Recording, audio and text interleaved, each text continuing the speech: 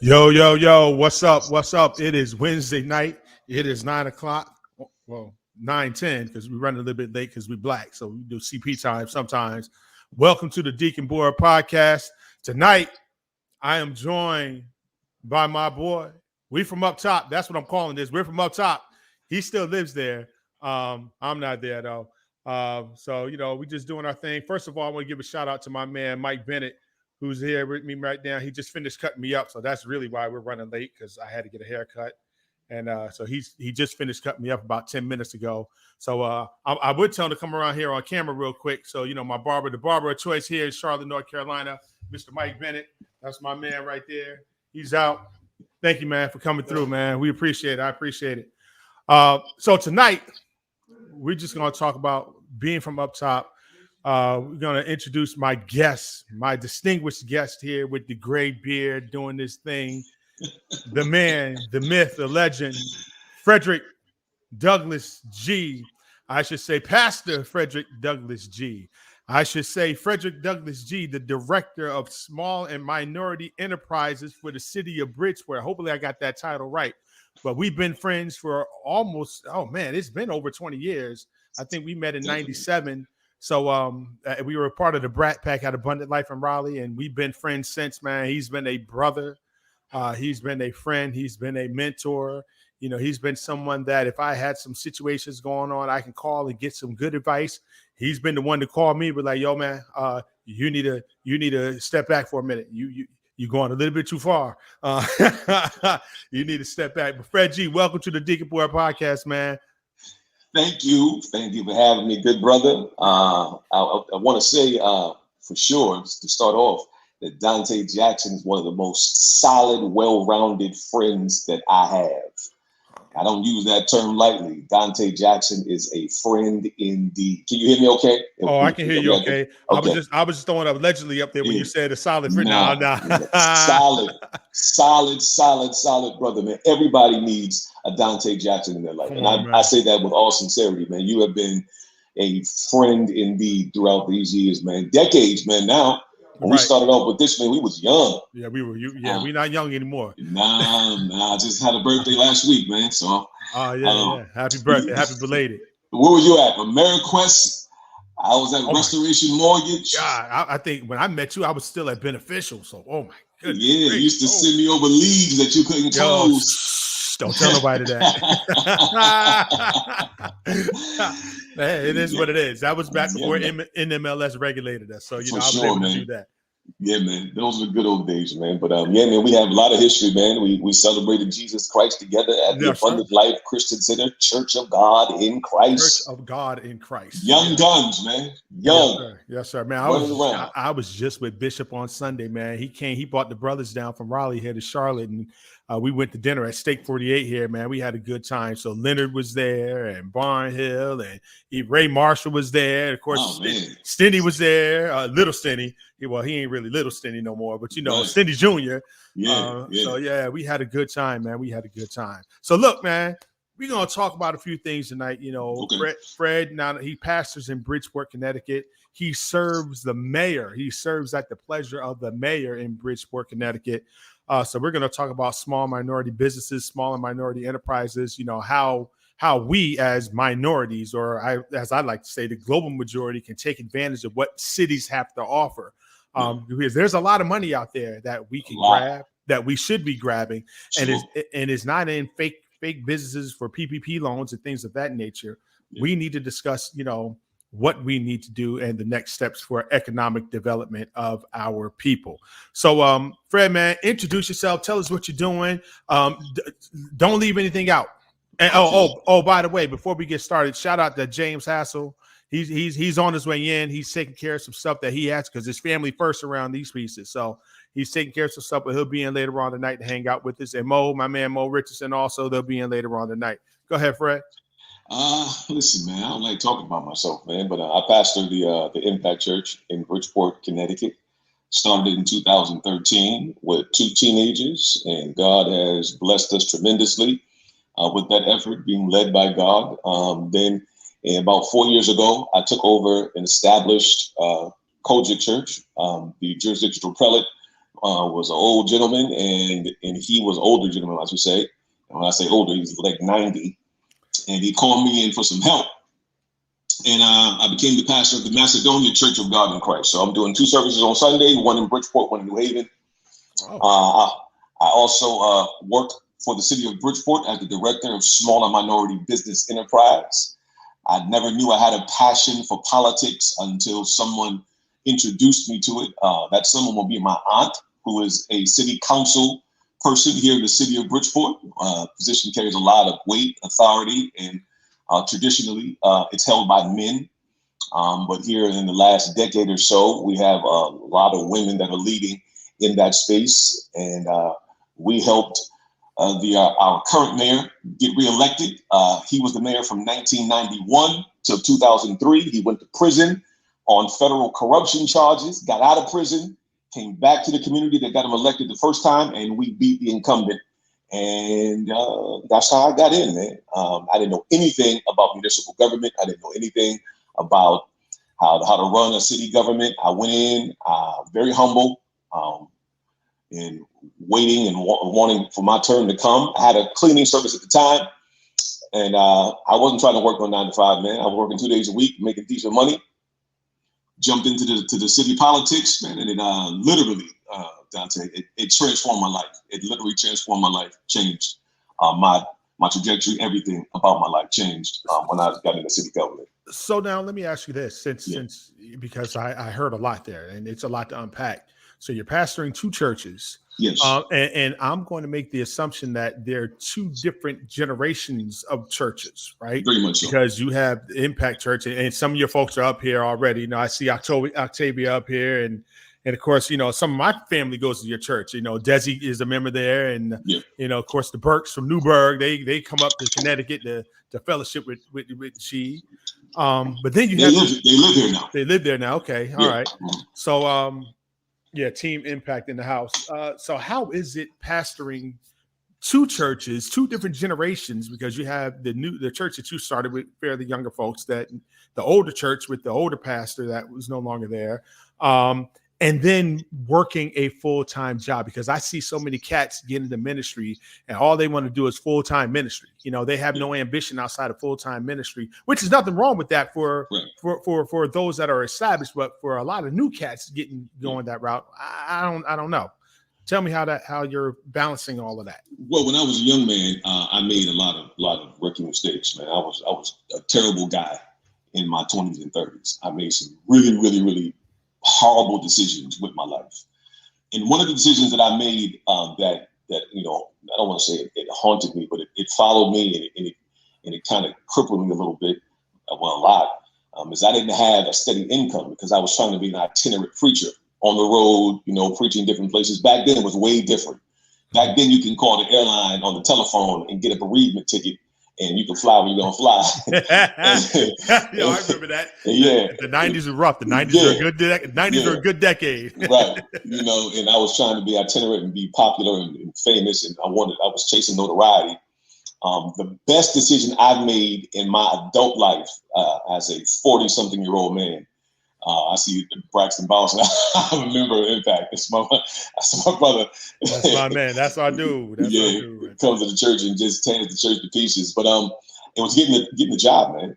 Because once I was able to have an income and I wasn't depending on preaching and my gift to satisfy my personal needs, it freed me up, you know, to really preach the unadulterated gospel. Because when you start preaching and people don't like what you're saying, they'll close that pocketbook up on you, and then you know you're stuck. And I'm not down south, you know. I'm up north, I'm in the northeastern corridor. I'm here with you know, where we're kind of like the first revivals in North America started in New England and kind of just went across the country. So people have a different perspective on how they relate to church and preachers and pastors here. And there's some successful pastors. I'm not saying that they're not, but you know, I started from scratch. You know, I didn't really inherit anything. And I'm gonna get to your question, I promise. So the balance that I have with that is it's just time management. I know that some pastors, you know, they need Monday off. I don't. At Monday morning, I'm in the office. I preach twice on Sunday. I'm in the office on Monday morning, and I'm glad to be there. It's not a struggle for me. I'm not dreading getting up in the morning. I'm there because I love what I do, and I love to help the community. And so the Impact Church, of course, is a church full of millennials, and I have some more seasoned people there as well. And it's millennials, they're a different breed of people, but they love God. And let me tell you, I've been to your church, and I was actually there the first time he came. I came with my man Ty Ivy from Phoenix, Arizona. Shout out to him and Greater Hope. But them folks now I'm his armor bearer, and them Negroes started running up on the pulpit and slapping the pulpit. I was like, yo, what's wrong with your people? But I love their enthusiasm, man. They were hungry, and they were like, yo, they get with you. It's a different feel when you have millennials, man. But go ahead. I didn't mean to cut you off, but that was my experience at Impact, yo. It was dope. Those are my people, man. We know I didn't build the church. I say this all the time. I built the family. We are a family. We do, my core group of people, we do just about everything together.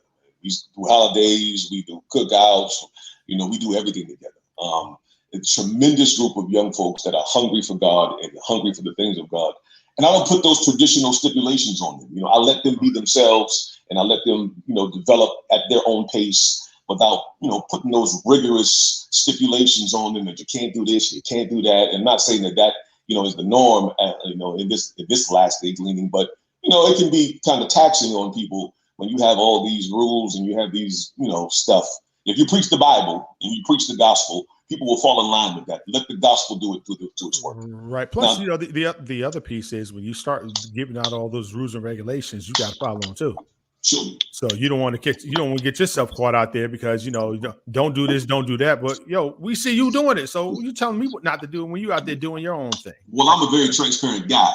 Right. I'm not holding no punches. If I'm about to get in trouble because I'm known to do that, I'm going to talk to my people like, hey, listen, y'all better come get me. Okay, because before something happened that don't need to happen. It's a true story, So we have a level of transparency. When we were coming up, we get in the office with Bishop, we had to be quiet. You don't mum's the word. You don't speak unless you're spoken to. Right. I don't particularly ascribe to that same kind of rearing and development of individuals. I think that my people's opinion matter. And if they have the ability to speak out, like, hey, this is what I think. Now you have to do it respectfully. I have a couple, they get a little, beside themselves. Punch them right in the face. Desi, cut it out, Desi. Cut it out, Desi. Yeah. Cut it out, Octavia. I used to have a baseball bat in the office, Dante, when I first started. I used to have a baseball bat because I had a bunch of young dudes, man. These dudes are off the hook, man. And I'm not as young as I used to be. We get to wrestling and tussling and moving furniture in there, man. And we still love God and go out and shout and dance and speak in tongues. Right. I understand that. So the New Haven Church is a senior citizen church, Okay.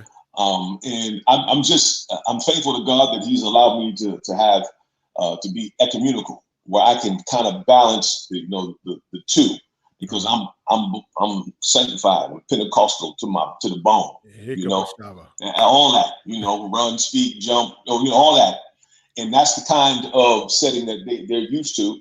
And I'm able to, to go between, both, all the generations and touch everybody. Okay. But that's a testament to preaching the gospel. The gospel is not generational. Right. Jesus is the same yesterday, today, and forevermore. And so if you preach the text, as Bishop Powell taught us, the text will preach itself. Yes, sir. And I don't believe that I have to, for me to be revelatory, I have to be, extremely relevant. I believe the scripture. Jesus said, if I be lifted up, I'll draw all men unto me. I'm not trying to build something for myself. I'm building something for Jesus Christ. I'm the presentation of Jesus Christ, or the representation of Jesus Christ when I get in the pulpit. And I try to keep it that way. When I was younger, of course, that wasn't my objective. When I was younger, I wanted, all the other stuff that went with it. Right. So then the balance of work is, I love what I do. It's not a task. It's not a struggle. I understand. I don't think I would ever want to be full time. I enjoy being bivocational because I enjoy building out those relationships, and resources and relationships go hand in hand. You cannot have any resources without having the proper relationships. And you are in a place where you can build those relationships, working, Exactly. especially what you do. So explain what you do for the city of Bridgeport. I know what you do, but explain to the audience because they may not know. So I am the director of Small and Minority Business Enterprise, which is one of my main tasks is making sure that minority representation is represented in the city's procurement process. So one of the tasks that I have is that when we have a city construction project going on, we have what we call a minority business enterprise ordinance, and we have percentages and benchmarks that we have to meet in order to get a notice to proceed on that project. And so you cannot get one unless it comes through my office and I sign off that we have minority participation on that project. Not only minority participation, but local minority participation is represented on the city project. So you got millions of dollars coming through the city coffers. You have all types of economic development going on. You have to make sure that these Caucasian firms, because that's what they are, the Caucasian firms, have opportunity for minorities to work on these projects. And you're doing that for several different reasons. Number one, you don't want all the money to leave the community. Number two, you're helping the minority business owner to build capacity. So supply, just the smallest things that we don't think about, supplies are a huge industry in any tier of government, whether it be municipal, state, or federal.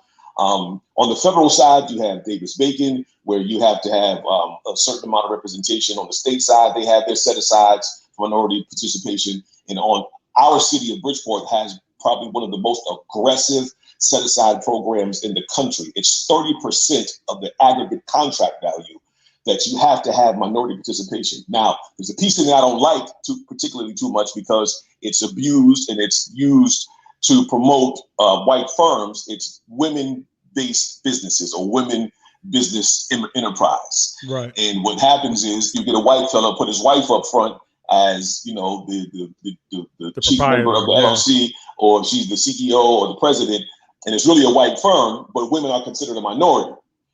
So you have to dig through the minutiae and all that, and understand the, you know, the temperament of how they're trying to, you know, maneuver I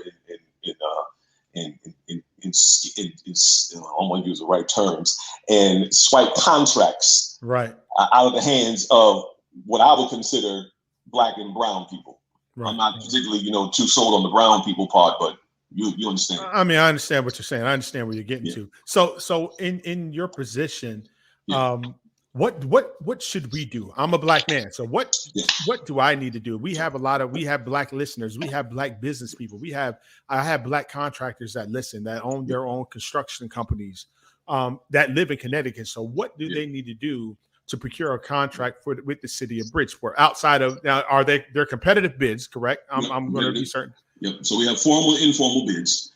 Anything that's a formal bid is $25,000 and over. That's an open, competitive public bid. Then we have informal contracts where you have to get 3 quotes. And so we revised the Minority Business Enterprise Ordinance. Now, I'm not a lawyer. I don't know nothing about law. I asked God to open up my understanding when I first got there so that I could understand what I was doing. And God did just that for me. And I'm not being spooky and over spiritual or anything like that. I took the ordinance home when I first got into the position, and I prayed over it, and God allowed me to highlight what I needed to know, to the degree where the city attorney's office now calls me to interpret the minority business ordinance that they wrote. Wow. Because it's all subject to interpretation. So the other side of what I do is small business development. So we have to provide resources for business owners, especially minorities, accounting services, bookkeeping, access to capital, bonding, you name it. There's a litany of different things, that an array of different services that we offer. For startups, we have what we call it, the plans, business plans, things of that nature. Just a point of reference, but pre-COVID, this is because I'm going to go into COVID in a second. Pre-COVID, we were on trajectory of doing $1 million in microloans for minority business owners. $1 million in microloans, we're talking anything that's 25,000 and under. Okay. So that's a lot of money. That's a lot of money. A lot of money. So we build out relationships with banks and philanthropy financiers, lenders that lend money in very untraditional and unconventional ways. That the money is there. We just don't know it's there. So one of the first things that I would say to a minority business owner is get connected to your economic development office in your local municipality. All politics are local. Everything starts on the local level. And when you win on the local level, that's when you have your state and your national people coming to your local town to find out how they can partner with you so they can win on the local level. So I've been blessed to work on a couple of campaigns, and we've won a lot of campaigns, a lot of races. We lost a couple too, but we won a lot. And so during the last presidential cycle, Mike Bloomberg, was lurking around our town. He was lurking around, and he put out some feelers, and it's relationships are important, and I'm saying they're important because people can bring up your name in a negative or positive way. Correct. And that will determine how successful you are. And one of the things that handicaps our community is that people think because you're black or because you're a minority or because you're a woman, that there are certain things that are going to be allotted to you just because. That's not how that works. Right. And I want to say, I want to put a pin here and let everybody know there's no such thing as a grant for a for-profit. You're not going to get a grant to start a business because the municipality is not responsible for you starting your business. So wait, you have to say that again, because a lot of people think that government is responsible for creating businesses. They don't understand. They don't understand the concept. Unfortunately, a lot of us that vote, a lot of black, I hate to say, but a lot of people that vote Democratic think that government creates jobs and create businesses. They don't do that. So please expound upon that. Small business is the engine of the economy. If small businesses fail, the economy fails. It's not your IBMs and your Apples and your Microsofts and your Facebooks and all. There's none of that stuff. It's small businesses are the engine of the community.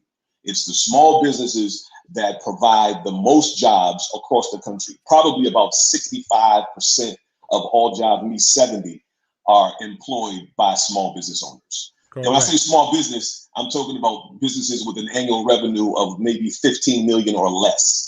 And that's a big number to us, but that's nothing in the space of business. It's nothing. When you have Microsoft worth $1 trillion, that's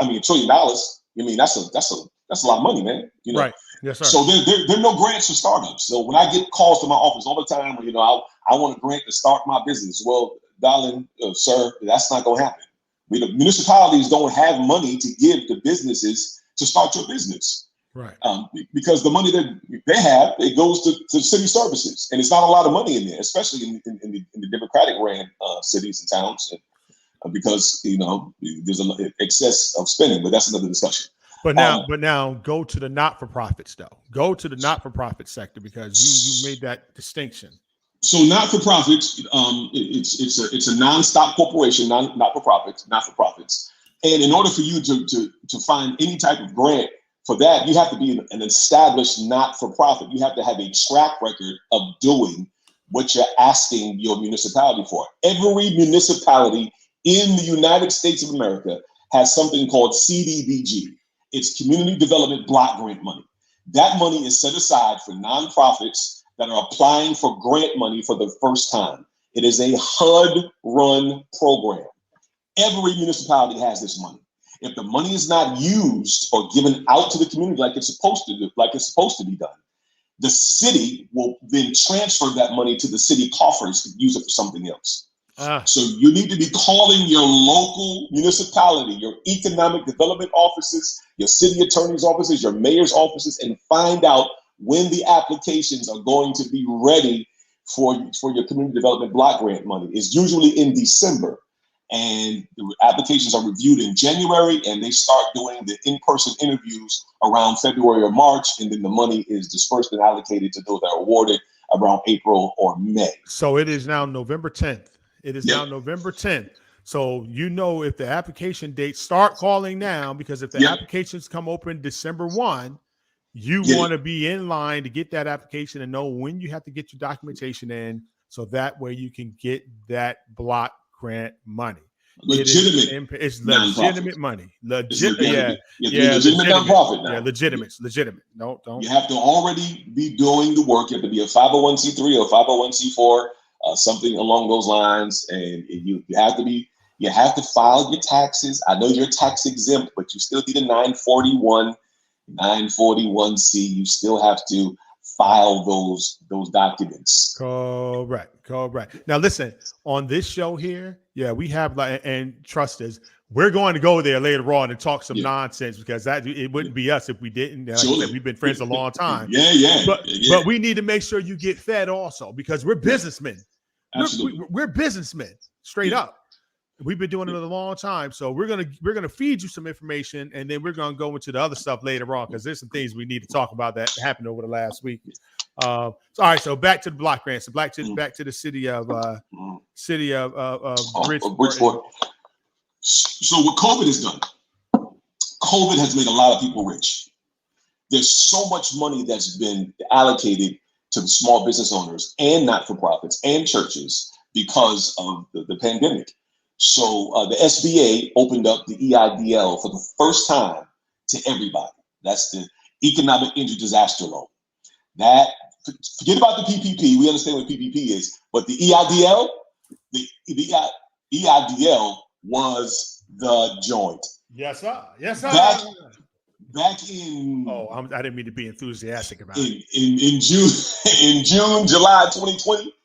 The SBA was literally giving money away. If you applied on Monday, you would get your money by Friday. It was an incredible way they were dispersing money. I mean, and they were not playing.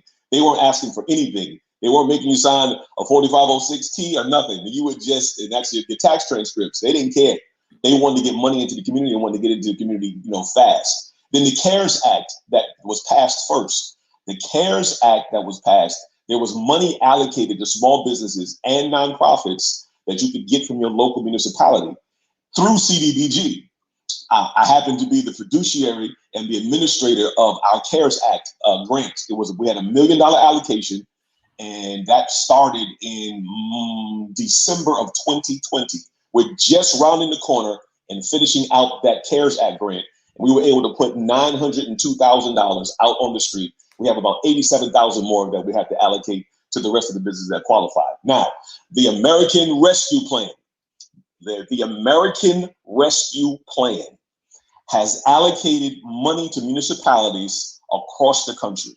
You need to be calling your local municipality, asking them, what are you going to do with your money from the American Rescue Plan? What the city of Bridgeport has done in a very aggressive way, we put out an RFP, or maybe like 13 RFPs, that's requests for proposal, in August for small businesses, for faith-based initiatives, domestic violence, youth services, you name it, we covered it. And we made the application as simple as possible. The city of Bridgeport, this is just local, allowed me to take $500,000 and allocate that to churches and mosques and houses of worship in the city of Bridgeport. So they asked me, hey, they don't call me G like my friends, they call me Fred. Hey, Fred, what do you think that we should do? I said, well, you should allow churches to buy streaming equipment because they were hampered by the pandemic, and a lot of their audience now is online. And we should also have some type of COVID consultation for churches and grief counseling for churches that have lost members and their family members have lost family members due to the COVID-19 virus. They were like, that's a great idea. So the maximum amount you can receive is $10,000. I had 42 churches to apply. Every church that applied is going to get the $10,000. Wow. Because relationships are powerful. If you have the right relationship, you have the right amount of respect, people are going to take what you say and they're going to use what you're saying to help the community that you say needs help. We have to have the proper representation at the table. And now there's one thing about white folks, and I don't want to sound crass. White folks don't like to deal with one nigga at a time. They don't want to deal with a bunch of black folks at the same time. They got their one special, that they're going to deal with. Yes, they got one special that they're going to deal with at all times. And you have to operate in a level of diplomacy where you build trust. Allegedly, that you build trust. You have to build out the trust with that. And so we're putting $6.5 million out to the community for small businesses. We just finishing the approvals. Today, we were making phone calls for the awards. We have about 6 press conferences we're about to do for all the awards. And so the money that we received from American Rescue Plan, it goes out for 3 years. Oh, wow. It's just not 1 year. It's 3 years because our municipality received $110 million. You have to spend a certain amount every year until you exhaust the $110 million. And so there's going to be now those are forgivable grants. Yeah, grants, straight grants. There's not no paying back. That's important. It's very important. That's important. Really? You know, like people got the EIDL loans. Eventually, you got to start paying them back. My professional opinion is going to say, because of the way the economy's going, and it's not really doing that great, and inflation is killing everybody. Oh yes, they're going to defer it again. Oh yeah, I believe that. I do believe that. But they print money, so it doesn't make a difference. They ain't losing none and they ain't gaining none. So, with the both allocations, with the CARES Act and the ARP money, my office has been the fiduciary of about $7.5 million. I didn't have any formal training on being an administrator for that kind of money. I learned on the job, and they allowed me to learn on the job. They didn't. Some of them didn't know. A lot of them didn't know either. We never experienced a global pandemic before. Correct. This amount of money has never been available like this before. And in the American Rescue Plan, President Biden didn't put any stipulations on how you disperse or allocate the money. Your municipality has to be able to get this money into the community, and that's the design and the purpose of the money, to get it out into the community. We have cities all over the country calling us, trying to figure out how we did what we did. And it's probably because of the leadership of the city wanting to get the money out. They know their constituents. They know what their community needs. And see, that's why it's important when you're voting to vote for the people that have your best interests at heart, so they can put people in office that are going to help. You have the people in office have to want to help the community. And that's why, and I don't care what political affiliation you are, that's what everyone does. They vote their best interests. Sure. That's what they do. All right. So we talked about City of Bridgeport. We talked about the economic development. Let me ask you this, and you may not know, and so I'm just throwing this out there. Part of the American Rescue Act, or the American Rescue Act, there's a rent portion in there for helping people that are behind on their rent right now. Mm-hmm. Is the City of Bridgeport participating in that, or do you have any idea of how that's going in your state? We have $750,000 to allocate for rental assistance. Wow, that's not a lot of money, because when you $750,000, what's the population of Bridgeport? 151,000. Ooh. So, well, this is our second round, because we had 750 the first round. Okay. We have another 750 now. But the thing is notification and information. People don't know that these programs are available for them.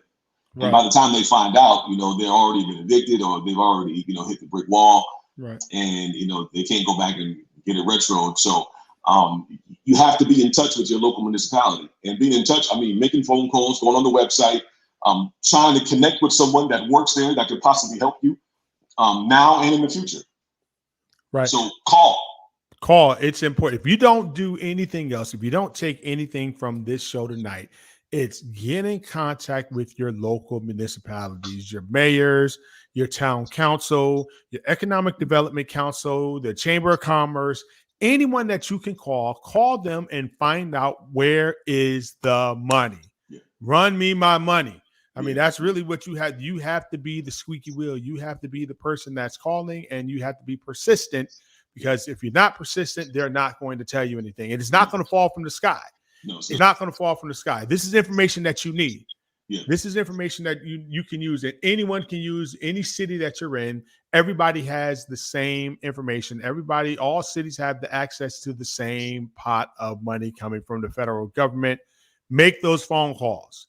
Get a legitimate business. Yeah. Start. If you didn't do anything during the pandemic but collect unemployment and collect the extra $600, and you didn't start a business, it was right there for the taking. There are so many businesses that you can start working from home, just working from home, that's going to earn you extra money. Make it legitimate. Make it legitimate. I don't care if you're selling hair. If you decided to do nails, do fake nails, make it a legitimate business and get your money. Get LLC. the money. Get Your your LLC. Get your LLC. You get your Delaware, tax ID number. Delaware, Nevada, Wyoming. Get your DUNS number. Your DUNS number is free. All these things are important entities and documents and information that you need to have you don't even have to do anything with your business. You can have a shelf company. You can just start it, open up a business bank account so you can have an active business. And if you had did this in 2018 and in 2020, nobody had predicted this. In 2020 came around and you applied PPP, EIDL, right? You got it. You did. I mean, big time. Some people don't go to jail. Some people are not. I'm not going to jail. I'm not going to jail for nobody. I got a legitimate listen. Right. All the Analytic Associates LLC is a legitimate business. We file legitimate 1065s every year and have for the last 10, 12 years. 12 years. Okay. I'm not going to jail for nobody. I don't look good in pink, purple, blue, orange. Or khaki. I don't look good in that stuff. So I'm good. You need an accountant. Right. I have a great accountant. And accountants, they're not as expensive as we think they are. I have a local accountant that is partnered with the city that is going to help administrate some of the grant funds that that businesses are going to receive that they've never had before. We never had access to 100 G's, $150,000. That's a lot of money, man. And it's easy to misappropriate that money. Oh my God. And malfeasance is right around the corner. If you're not careful, you'll run into a brick wall, and the feds don't play at all. It's like the NBA players, you know what I'm saying, or guys that coming out of college broke and they signed their first $1 million. It's easy to spend that $1 million like that. You can spend that money. You can spend that money like that. Yeah, but you got to pay your agent. You got to pay your lawyer. Right. You got to pay them taxes. And you got to pay them taxes. So so look, just do your research. Call your local municipalities. But there is money out there for us to come up with. And that way you can do something to help your community, create jobs. Yeah. EIDL is still open, just for the record. Yeah. It's open until 2023. Yeah. They changed some of the rules because the world is going back to normal. They're going to want to see your tax returns, and they want to see a couple other items on you. But if you have a legitimate tax return, you have nothing to worry about. Yeah. I mean, you can get up to $500,000. The qualifying credit score for EIDL is 570. That's the qualifying credit score. Now, if you had a felony in the last 5 years, then you won't qualify. If you're 60 days behind in child support, you will not qualify. Those two things need to be said. If you have a felony within the last 5 years, or you have child support that's delinquent, 60 days or more delinquent, you won't qualify for the EIDL. Correct. But anything else, you're good to go. Everything else is fair game. Yeah. All right. So we cover church, we cover some business.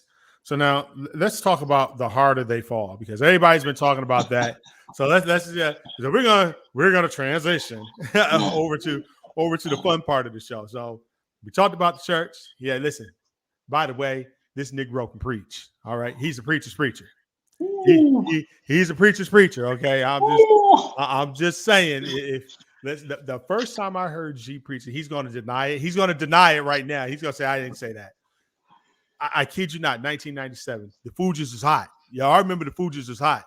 And this dude got up and started his prayer with the sweetest thing I've ever known is like a kiss on the collarbone. I was like, yo, wait, did he just say that? Yo, did he just say that? I'm like, yo, he quoting the Fugees in his prayer. I was like, all right. So just so y'all know, the boy can preach. He can be, yes, he is. Octavia's like, and is. He's a beast. He's a monster. Hip hop raised me, man. Yeah, well, it raised all of us. That's right. We're from up top. We didn't have a choice. We didn't have a choice but to be raised by hip hop. I still wear Timbs. I ain't gonna never stop. I mean, I'm not doing that, but I still wear my Uptowns. I still wear my Air Force Ones and my Jordans. Well, you live in North Carolina now. You can't wear no Timbs. Yeah, well, it's hot down here all the time. We warm in the summertime though. We ain't care. I don't want my sweaty feet, yo. I like no sweaty feet, son. I don't want no sweaty feet, son.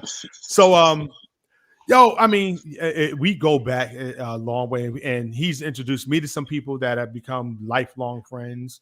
I've introduced him to some people that have become friends. So that's the brotherhood. Shout out to Jay Ross, by the way. I know he's on here lurking. So what up, Jay Ross? Yo, G called me. I'll never forget. He called me. He's like, yo, man, my boy's coming out to Arizona. Just take care of him. And Ross and I met, and we've been like this since too, man. That's the type of friend. That's the type of dude he is. He introduced solid people. He ain't gonna introduce you if you're not solid. And that's kind of sort of how I am. I've learned my lesson about introducing people to other people. So, let it be. All right. So, look at your face. Don't even do it. One of my mantras is relationships are the currency of success. You're only as successful as your relationships. Yes, sir. Yes, sir. You cannot be independently successful. I agree with that. Relationships are how you get to where you're going. What my man said, I did this myself. No, you didn't. No, you had people behind you. You had people behind you purchasing your product. You had people pushing your product. You had people sharing your product. You didn't do it by yourself. Cut it out. Stop lying. So the harder they fall, let's just talk about it. It's the hot joint this week. Yo, it was a great movie. I'm not a Western fan. I mean, I like Django for, obvious reasons, Quentin Tarantino's a wild dude. The bloody scenes, man. The bloody scenes in Django. The Magnificent Seven, it was dope. I enjoyed the Magnificent Seven. I thought that was dope. But this right here, I was like, from the cinematography to the acting, I love how they blended the Western movie, the Western type movie with the current. So it felt current. It didn't feel old. You know what I'm saying? Yeah. And then the music, my God, the music was absolutely crazy. I wasn't sold on Idris being no cowboy. I just wasn't. We don't like that. I wasn't. That didn't do it for me, man. He tried to hide he tried to hide his London accent. He tried to hide his accent. He couldn't do that. The ironic thing though, those are real people. Those are real characters. Oh yeah, man. Yeah, man. Those are, because we're always underrepresented in American history. Like, we were just slaves. Right. And we had no other contribution. So like the character that Delroy Lindo played, that was the Lone Ranger. Like, that man that he played was the Lone Ranger. Absolutely. You saw Bill Pickett in there. Bill Pickett has the rodeo. He was the original black cowboy, right? So he had the rodeo. The Bill Pickett rodeo is still going on today. So you have, all those characters where it was absolutely crazy, man. And let's keep it 100% real. Cowboys was a derogatory term, and that's how blacks were the first cowboys, because it was a derogatory term that white people used to call black men back then. So we were the first cowboys. So all those westerns that a lot of our parents and grandparents grew up on and they loved, they were really based on black people, but they had the white faces in there to sell it over to the general public. I'm a huge fan of Regina King, so I think that she's an amazing actress, and it doesn't hurt that she's gorgeous. But it was a good movie overall. It was a good movie. I'm not a Western guy. I watched it allegedly. I watched it, but it didn't give me no goosebumps or nothing like that. Nah. I mean, it ain't no something that I would I adhere to is like BMF, because in my head, So let me tell you something about BMF. BMF to me, BMF is, first of all, and you know what? I may not be able to post this on Spotify because I'm going to say some stuff right now about BMF. But that Negro Lamar is absolutely crazy. Oh my God! You can't stop the rain. He was singing, "You can't stop the rain." I was like, this dude, Lamar is, he's the worst type of dude. I mean, he's stuck a kid. All right. So look. If you haven't seen it yet, that's on you. It was off last week, so you had a chance to catch up. So you get mad. I don't care. Get mad, judge your mother. Yeah. Lamar he's absolutely out of his mind. This dude stuck a kid for no reason, 12 years old. I don't understand that, I'm like, he is out of his mind. And what I love the fact that Meech's son is actually playing him. So I think that's kind of dope. And for those that don't know the story behind it, just look up Meech and his brother. Look up the Fauntleroy brothers out of Detroit. I mean, remember, New Jack City was really based on them. Was based on the players out of Detroit. I mean, that's where that movie came from. Even though it was set in New York, on the movie that Wesley did, it was really based on the Detroit dudes. Listen, man, Meech set off Lamar to go crazy. Yo, he went and got the little girl from school, and Lamar lost it. Yo, Lamar lost his mind, and his water got shut off because that's his water got shut off, so he was mad because they shut off his water. Yo, Lamar was just he's treacherous, yo. I couldn't. Yeah, I don't like the way that I don't like the character that Wood Harris plays in BMF though. I don't like Pat. That's it's not that don't fit him. It's not realistic. But his brother's a beast. He is. His brother's playing the heck out of that role as a police officer. Wood Harris is always going to be Avon Barksdale. All the time. That's all. Every role from Paid in, even before he was Avon Barksdale, he was Avon Barksdale. Even Paid in Full, he was Avon Barksdale and Paid in Full, which is crazy. He's always going to be Avon Barksdale. Speaking of Paid in Full, Alpo, I see Alpo got last week in Harlem. Yo, I don't understand. Like, Negro, you in witness protection. And you back on the same block that you in witness protection from, selling drugs still? They was like 50-something, he was. But I read, how you gonna get shot in your truck in Harlem, the place where they put you in witness protection from because you snitched on so many people? Like you wanted to get killed. You didn't think they would know that you're Alpo? Come on, man. Yeah. Come on, man. That was cool. He had a death wish. He most definitely had a death wish. And then, everybody's favorite character that they hate is coming back too in a couple of weeks. Tariq is on his way back with Power Book 2. Everybody hates Tariq. That's what they should name that daggone show. Everybody hates Tariq. I like him. Yeah, I enjoyed this last season of Power Book 2. I think the writing got better. And it actually made more sense, versus the original Power. To me, and he's developed into a really good actor. He's embodied the role. He's gonna be like Wood Harris. He's gonna be Tariq forever. Yeah, Mary J is not convincing in that role at all. Sometimes I'm like, Mary, come on, I can't take her seriously. You're a singer. You're an R&B singer. Right. No, she's terrible. I can't take you seriously. What's the guy? Her son that played Bobby Brown. I know you're talking about. Yeah, I forget what his name is in the show. He's a lunatic too, though. He's absolutely crazy too. He ain't crazy. Lamar is the craziest character that 50 ever made. Yo, 50 Cent. I'm gonna have to give 50 Cent his just due on these shows. I know he may not be writing them. I know he's producing and directing some stuff, but listen, he's put out hits. He's put out TV. Right. These are his intellectual property. This is his intellectual property. He has some brilliant ideas, right? And it's a testament that you don't have to end when you start. Right. He started out as a rapper. He annihilated Ja Rule's career. Made a whole song about him. You a wankster. Yo, that's horrible. Hip hop raised me. So I'm saying it made a whole song about him. Jumpstarted his career, and then he transformed and he transitioned into being a television producer, a movie television mogul. He's killing, man. Because there's a show on ABC that he does called For Life that's really good. They canceled it. It's on Hulu. I mean, it went 2 seasons. It's on Hulu. Yeah. Okay, it's canceled. But it was actually a good show. It's a true story. Isaac Wright Jr. Yep. It was a great show. So 50's done his thing on that. But he's putting out good. He's putting out good product, in my opinion. Good content. He is excellent content. In my opinion, great content. That's what we need. We need good content. Speaking of crazy content, Will Smith. Is this what you want to do? You want to talk about Will Smith? We're going to talk about Bad Boys 4? Is that what we're going to talk about? I mean, we need to talk about something because you need to be more like your character in Bad Boys. You need to be like Mike Lowry, okay? You come on, man. Come on, man. You got her out here making you look crazy. I know that's your wife. I know you're trying to respect her, but come on, man.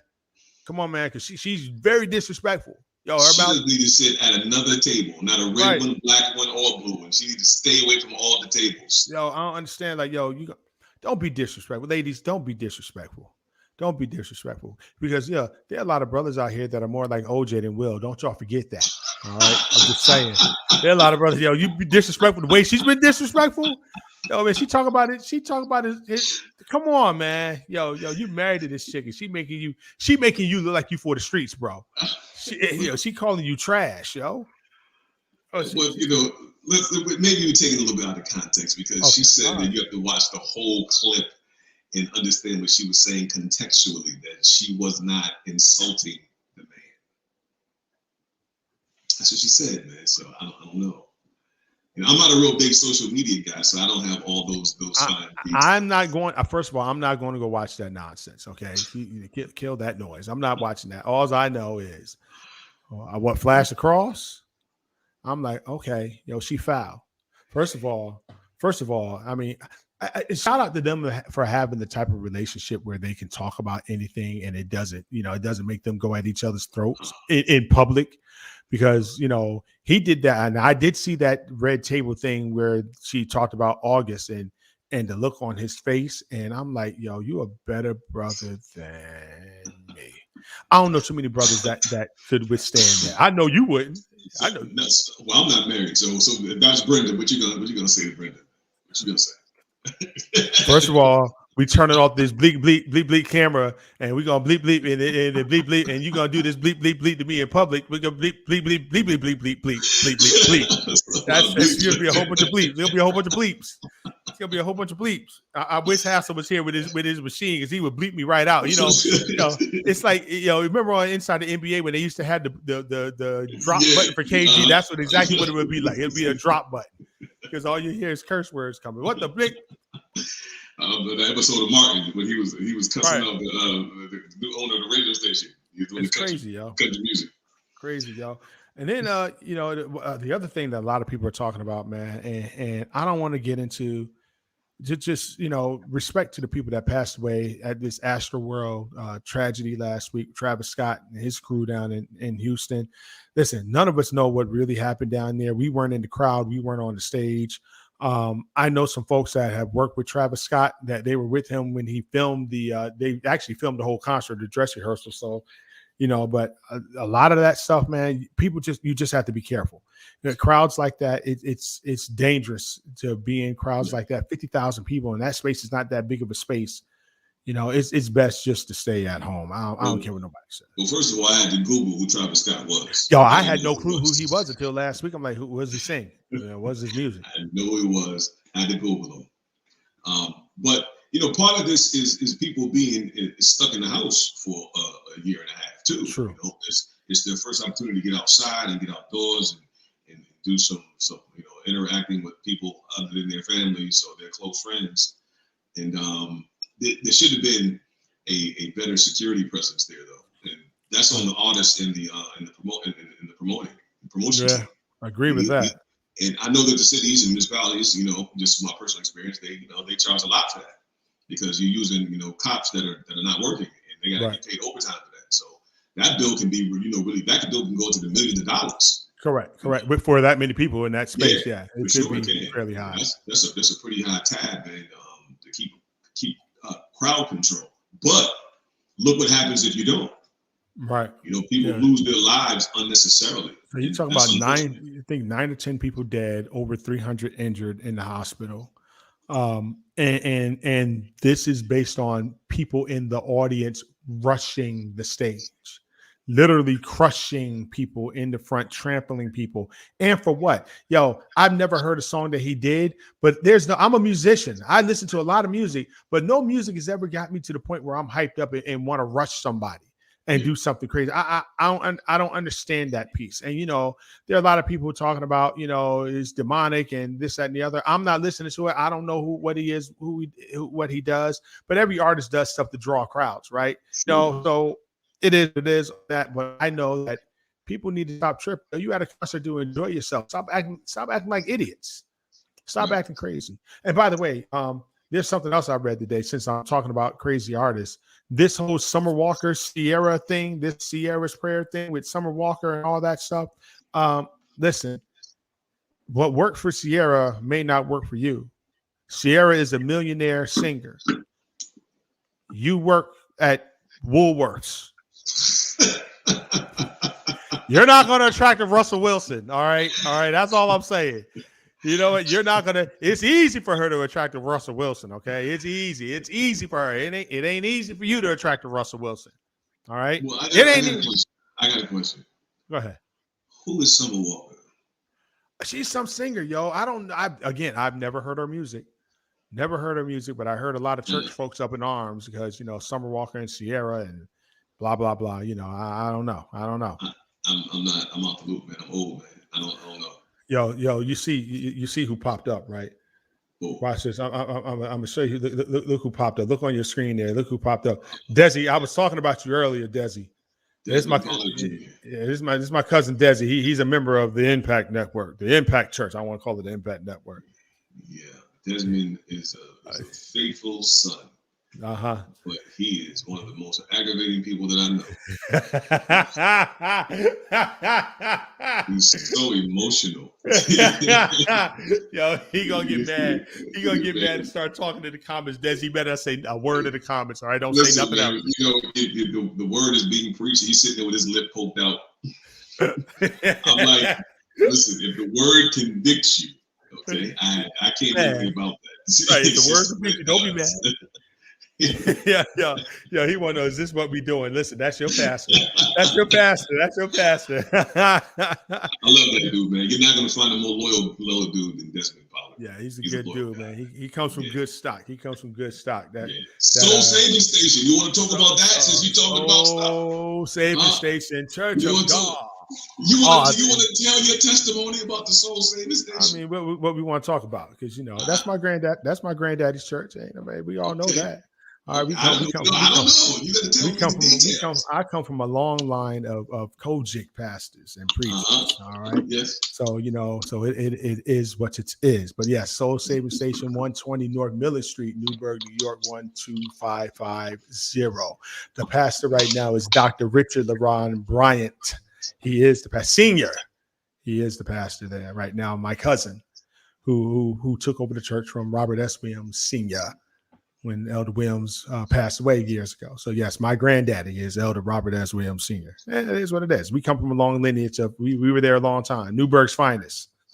Can't say nothing else. Speaking of Newburgh, listen, if anybody see Fred G, you have my permission to hit him in the back of his head though, because every time he talks about it, he had the nerve to tell me that Newburgh, all of Newburgh is the project. He said straight up, Newburgh is the Jets. And I was like, well, what are you talking about, yo? The whole thing.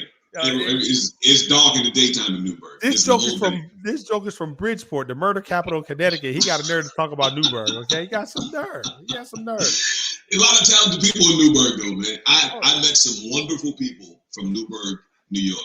And what's crazy is that I met you and Gwen Henderson and what's her husband's name? Donnie's from Kingston. He don't get to claim Newburgh. He's from Kingston. Okay. Yeah, I met you all before I met Desmond and the Burks and everybody else from Newburgh. Right, so I already had some tentacles in Newburgh. It was just the way that God designed it and put it together. Who would ever thought, man, it would go full circle like that? Yo, it's crazy because I know you preached at my cousin Rob's church. Which I'm sure he's on here also. What up, Rob McLemore, Pastor Rob McLemore, Life Restoration Church. And I know you've been down at Woody's, and I know you've been to Best Temple, and those are all our stomping grounds down there in Newburgh, man. So yeah, so good people in Newburgh. Yeah, it's some good people in Newburgh, man. Newburgh made me, yo, but it ain't all the projects, Negro. Cut it out. Most of it is, not all of it. 90%. Yo, I was in Newburgh a couple of weeks ago, and I was like, yo, I gotta get out of here. But you know what about Newburgh though? Newburgh is prime for economic development. It is. And Torrance Harvey and the guys there, Torrance is the mayor and the city manager there, they're trying to do what they need to do. But again, nothing is free. Economic development, however you want to call it, it takes work. It's not going to be for free. There are no handouts in this life. The government the city just can't give you stuff. No. You have to have an established business, and you have to know how to get the money. You have to documentation starts and stops every conversation. Correct. If you don't have the right documentation, then nobody's going to talk to you. No, because they can't trust you. They can't trust that you're going to use that money wisely, that you're going to pay that money back. And that's just with lending in general, right? I've been in credit risk management, mortgage underwriting. I write underwriting guidelines. I'm the expert witness in mortgage-backed securities, and it's the documentation that causes the problems. If you can't document that your ability and your willingness to repay, I'm not messing with you. I'm not going to put my signature on that piece of paper to approve your loan. I need to know that you have a job. Yeah.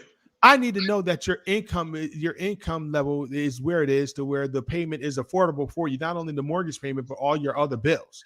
I need to know that. So that looks at your ability to pay. Your job is your ability to pay. Your willingness is about how you pay your people now. How do you pay your rent? How do you pay your other creditors? You show me that you're willing to pay other people. Forget about the FICO score. I don't care about the FICO score. But if you show me that you're willing to pay your creditors back now, I can get you a mortgage today. Yeah, very true. I can get you the ability and willingness to repay. That's all that it's about. Yeah. Show that. That's all you have to do. Black, white, brown, yellow. I don't care who you are. It's all the same. And yes, you know what? I'm a black man, so I can talk about the black community where our homeownership rates are at 43%. And you can blame it on the banks. Yes, the banks aren't doing what they're supposed to do, a lot of them. But guess what? Hispanics are sitting at 50%. Yes, it's higher than blacks. Asians at 57%, higher than blacks, higher than Hispanics. Whites at 72%. So there's a problem there, that there's a 20% gap. There's a 20% gap between whites and everyone else. Sure. Effectively, Yes. effective rate is 20%. Mm-hmm. So what are we going to do about it? Besides saying that the banks aren't doing enough, the banks aren't lending enough, what are you doing to put yourself in a position to own? Who are you going to see? Well, the first thing that we have to do is we have to take better care and consideration of our credit. And as you just said, the willingness to pay. Because there are mortgages available for you to purchase a home. Not the one that you saved on Zillow, the 5-bedroom, 3-bathroom one, not that one. You can eventually get to that one, but you need to purchase something that is in your price range. Your price point matters. And it's not about your feelings and your emotions. And I don't care how much you jump, scream, shout, and run around the church. You know, God can do anything, but you also have to have some logic connected to your faith. Because if you know, the bigger your house, the more taxes you have to pay. My God, especially in New York State, New York, yes. New Jersey, Connecticut, the taxes are California, Texas, their taxes are crazy. The mill rate here is ridiculous. The taxes on my house are $10,516 a year. A year. That's what some people pay in mortgage, what I pay in taxes. Correct. Yeah. So, you know, you have to, logic has to play a part into what you want to do. You have to, you know, I'm always with the resources with the credit repair people. You know, I'm always connecting people with somebody to get their credit fixed. Yeah, we need to have a conversation about Reggie. We need to talk about Reggie, okay? Reggie, I'm putting you on blast, Reggie. You better call me, damn it. No, okay. We'll talk later. I thought he hooked you up, man. Yeah, we did some stuff. Mm-hmm. Yeah. Credit repair guys are the trickiest people on the planet. Trickiest people on the planet. They want the money up front, and you can get the money. They don't work on your credit for 3 months. Right. Until you call them. Like, oh yeah, I got you. Yeah, okay. It's the craziness, but there are resources out there for everyone. I know you just are. bought your home recently. I think you closed. You've been in there for a year now. When did you close? Roughly. Shucks. It's been 6 months, I think. Yeah. So brand new house, 100% financing. That's my sure. man. He took care of it. There are people that are coming through. I got nieces and nephews closing. Everybody's doing their thing. As a matter of fact, I need to send you over Yolanda Burks because she just did the class. All right. Send me her information. We'll make sure she gets with the right people, man, to help her out. But yeah, man, listen, I appreciate you joining tonight, man. Listen, we talked about some of everything. Yo, Fred D.G. Jr., the Impact Church of Connecticut, the director of small and minority enterprise for the city of Bridgeport, Connecticut. His folks is in here. Listen, get in contact with your local economic development council in your city. Your mayor, your politicians, your city council people, they know where the money is. They do. They know where the money resides. As that old thing used to say, go where the money resides. That's where the money resides. Go see them. They do. Get your money. Get your money. Get your legitimate business. Get you multiple streams of income. Yep. And this money was allocated back in the summer. So there's no, we don't have it yet.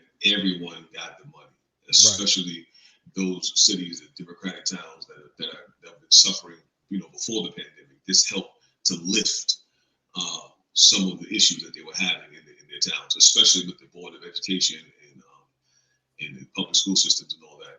Because our public system they have a separate pot of money for the Board of Ed than what municipalities received. So the money's there, man. The money's there, and take advantage of it. If I can be of assistance to anyone, I'm not a consultant, and I'm not going to be trying to charge you. I believe information is power and is key, and I believe in helping people. If I can help you, I will. You need to charge some of them though, because they'll take advantage. You got to charge some of them. You got to charge some of them. Some of these jokers out here will take advantage. All right. They will. But I pay it forward, man. There you go. Eventually, one day, I'll probably get into some consulting. But as for now, I try to help as many people as I can. Well, cool. Cool. Octavia put exclamation points because she knows people take advantage. Hey, man, I don't say this lightly. I love you, brother. You've been a friend. Thank you for coming on. Yeah. Appreciate you taking time. To all the folks out there listening tonight, listen, go like, subscribe, and share. Spotify, Apple Podcasts, it's there. I need you to go and like it there. Listen to all the old podcasts. I'm gonna start putting them back up. But we appreciate it. Fred G, thank you, man. This has been the Deacon Board. Listen, everybody be safe, be blessed. Oh, wait, before we go, since I got about 90 seconds left. Inspire the people real quick, man. Just remain consistent and faithful and focused on your gifts, your talents, and your goals. Forgive yourself. That's a huge hurdle that some of us have to jump over. It's a big burden that we carry. Forgive yourself. For a long time, I lived in a space of condemnation and guilt and shame for some of the things that I had done in my 20s and 30s. And I really needed God to deliver me from that. I have a very good friend of mine, one of my closest friends, Braxton Bowser. I was complaining one day about the trajectory of my life and some decisions I had made.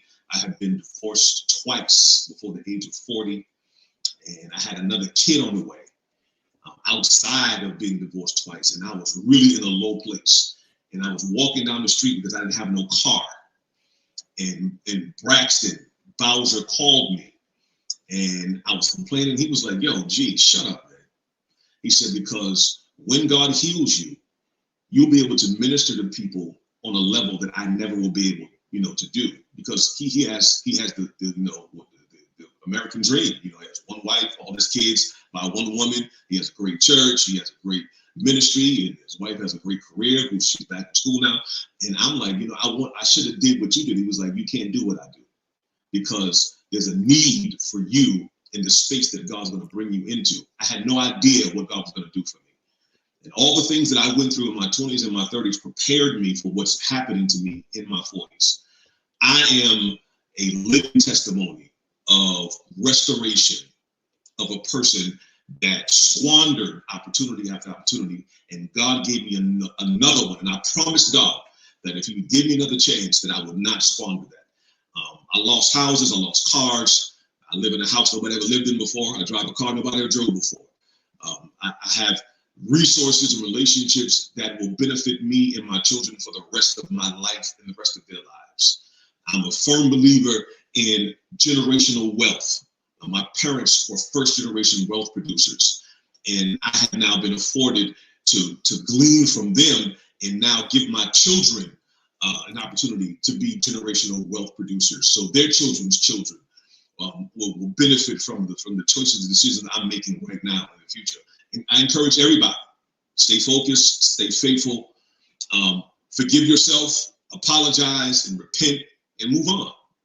Because there is a people, there's a gift, there's a space for you to be relevant and successful. Take it from me, somebody that's failed over and over again. There's a space for you to be successful. And this is why I say he is a preacher's preacher, because he's relevant, he tells the truth, and he's very transparent about everything. God bless you, man. God has already blessed you. He's going to continue to bless you. He's going to bless your ministry, man. All right, folks, that's the last word. Have a good evening. Be well.